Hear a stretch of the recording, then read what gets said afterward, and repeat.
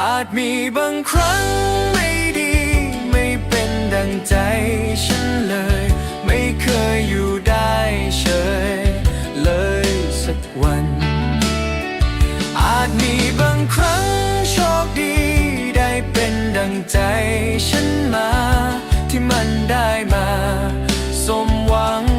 เช่นกันไม่ต้องไปคิดอะไรวุ่นวายไม่ต้องใส่ใจกับมันทุกเรื่องราว